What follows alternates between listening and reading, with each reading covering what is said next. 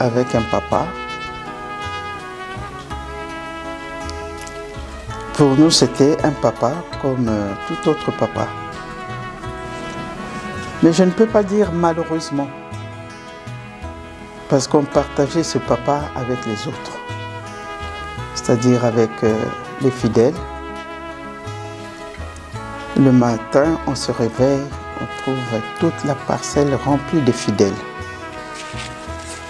Et papa était très occupé avec les malades qui venaient tous les matins, et puis il dormait très très tard.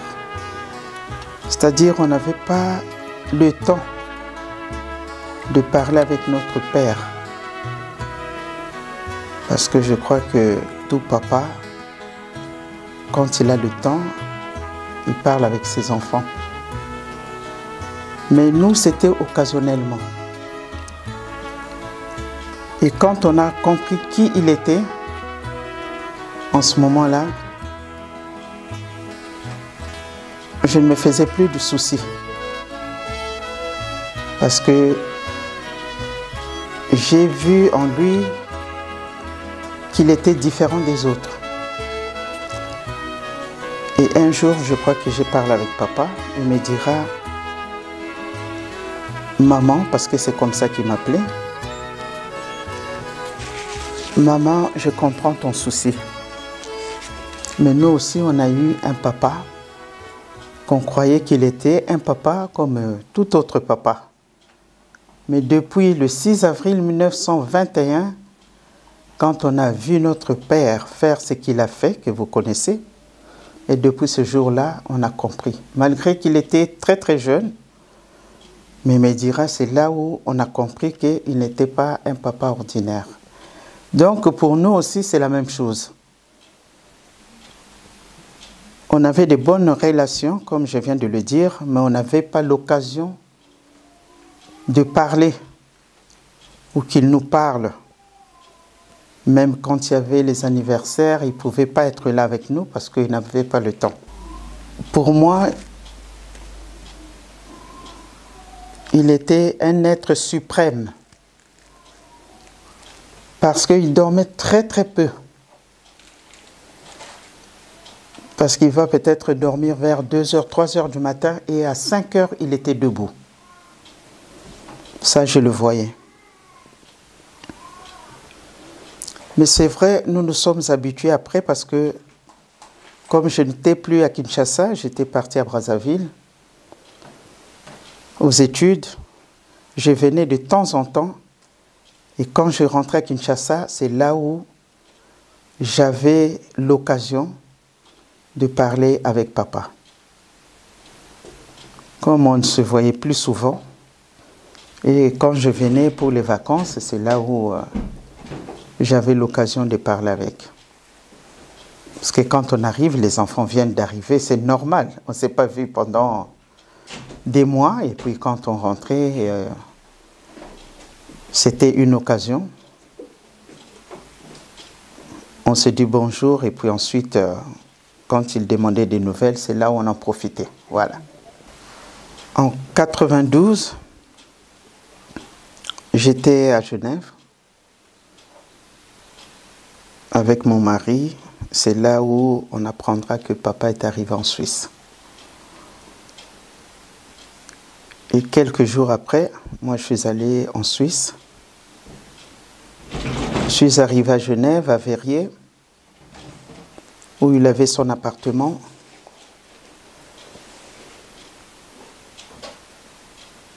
Et c'est là où papa va me dire, oui, la santé ne me permet pas de rester à Kinshasa. Je suis venu à Genève pour le problème de santé.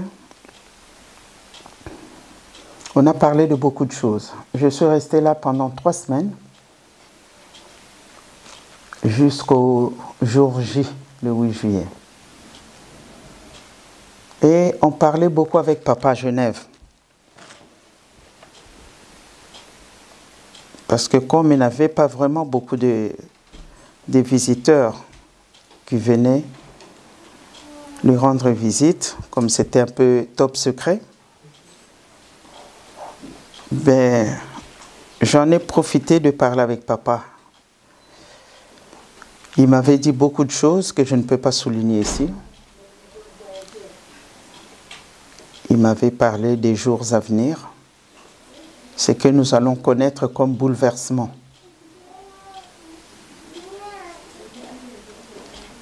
Et le 5, je me rappelle, le 5 au matin, papa va nous raconter qu'il a fait un rêve, qu'il était rentré à Kinshasa. Mais à Kinshasa, à l'aéroport, il y avait beaucoup de monde. Et il y a eu un cortège de Kinshasa, de l'aéroport jusqu'au centre d'accueil. Et il y avait un monde fou. Et le président est arrivé. Le président Mobutu était présent avec son épouse. Il a fait son message. Et ensuite, nous sommes allés en Kamba. J'ai oublié un aspect. Dans son rêve, il avait dit: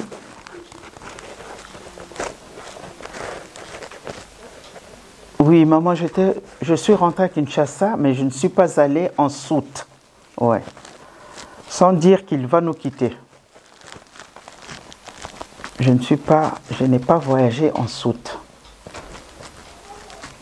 Voilà. Mais le jour où je mourrai, je ne voyagerai pas en soute. C'est ça qu'il a rajouté. C'est là où j'avais compris qu'il allait nous quitter. Alors, papa nous a laissé, disons, on est parti à l'hôpital le 6 juillet. Et tout au long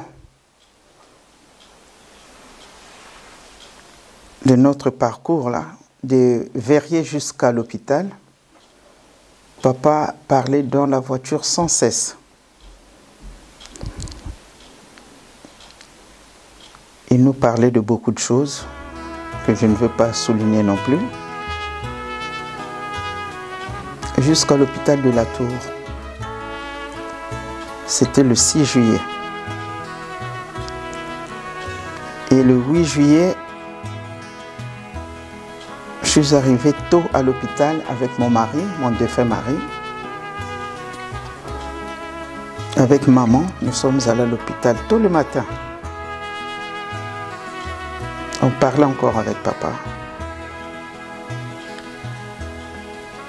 Donc il y avait maman,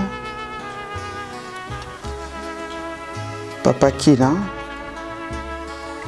moi, ma cousine Germaine, papa Bénin, papa Elébé,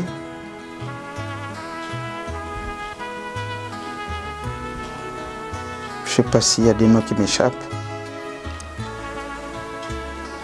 On a fait la prière de midi et à 12h30, papa était parti.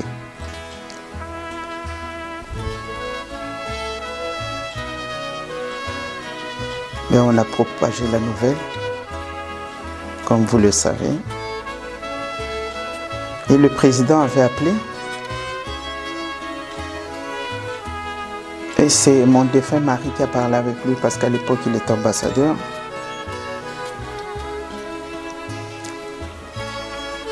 Papa Bemba a donné son avion qui est venu nous chercher à Genève. Et de là, nous sommes allés à Kinshasa via Bruxelles, où il y avait les fidèles qui attendaient. Il y avait la Faki, il y avait les fidèles. Et puis, ensuite, on a décollé, je ne sais plus à quelle heure. Mais c'était tard, la nuit. Et nous sommes arrivés à Kinshasa, je crois que vous connaissez la suite, pour les personnes qui étaient là.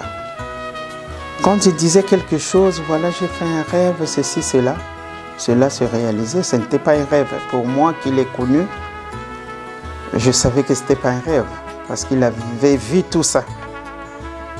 Donc, il faisait que prophétisé ce qui allait arriver. Voilà. Et cela s'est fait. On a voyagé en cabine. On avait enlevé le siège du milieu et de part et d'autre, c'était nous. Donc on a voyagé ensemble. C'est vrai, j'étais un peu perdu, hein, parce que voilà, l'arrivée, c'était un peu dur pour nous tous, hein, et les fidèles, et nous, c'était pas évident, c'était très très dur, mais bon. Après, il y a eu ce qu'il y a eu. On a jeté les pierres sur papa et tout ça, mais je crois que nous connaissons l'histoire. Malgré ça m'avait fait mal, j'ai dit, mais comment? Parce que nous sommes des Bantous, nous respectons les dépouilles mortelles, parce que je vois qu'à Kinshasa, quand le corbillard passe, c'est tout le monde qui est debout, tranquille. Mais là, c'est comme si, surtout vers Massina là-bas, on dirait vraiment les personnes étaient très contentes de voir papa partir, quitter ce monde. Je ne sais pas en quoi il est gêné, mais je crois que papa le disait tout haut, que moi je dérange physiquement et spirituellement partout où je me trouve. Donc j'avais compris le pourquoi.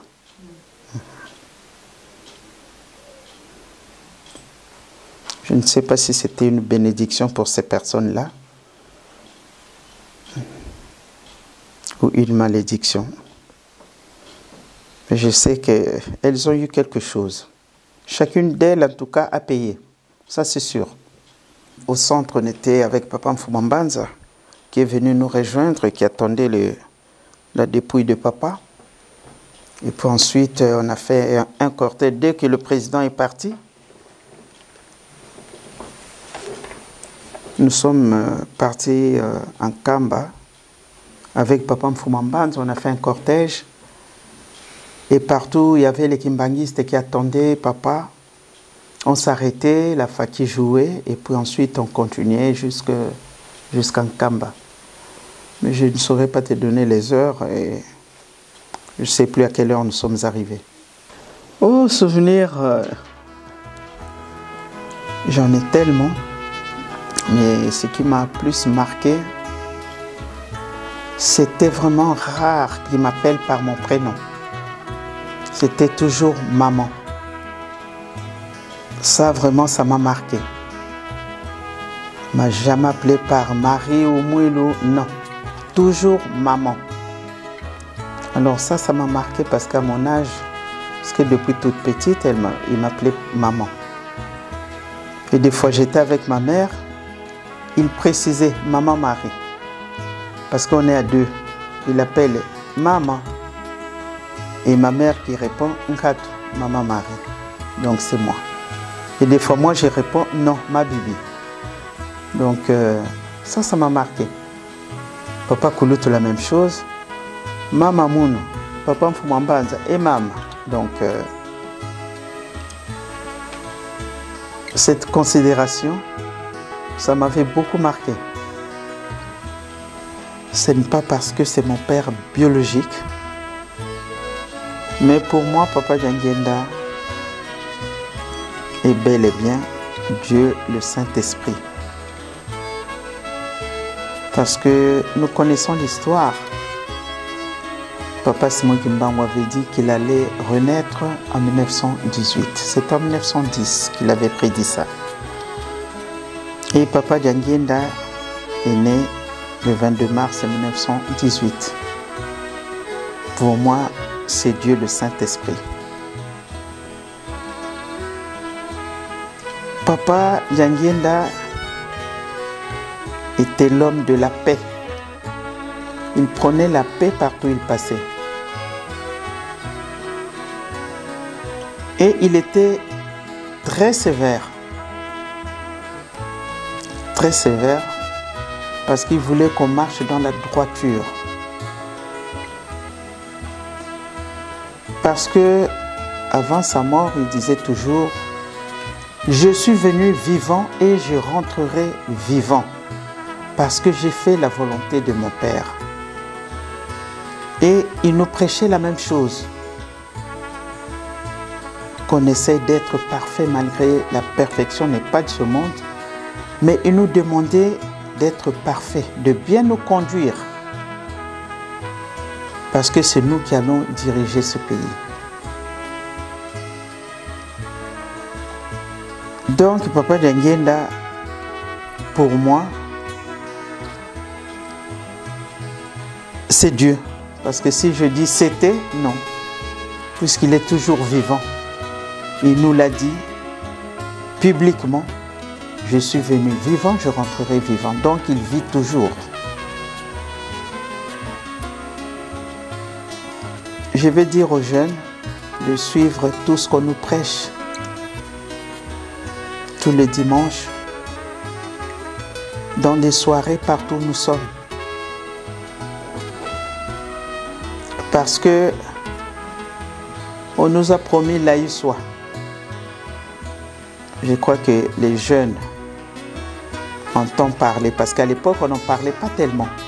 Mais là on parle de l'Aïswa. Le monde va s'arrêter. Et qui va revivre?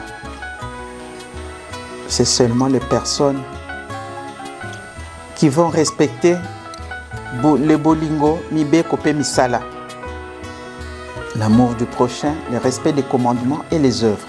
Ce sont ces personnes-là qui vont revenir à la vie.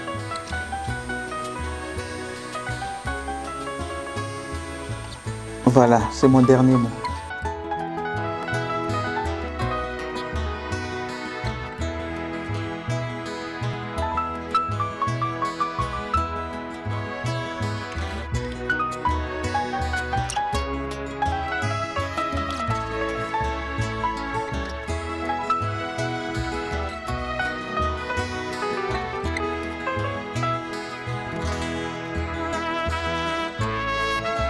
Une date, une histoire s'est expressément déplacée à Genève, à l'hôpital de la Tour, pour vous faire revivre les derniers instants de son éminence Papa Dianguenda Kuntima Joseph.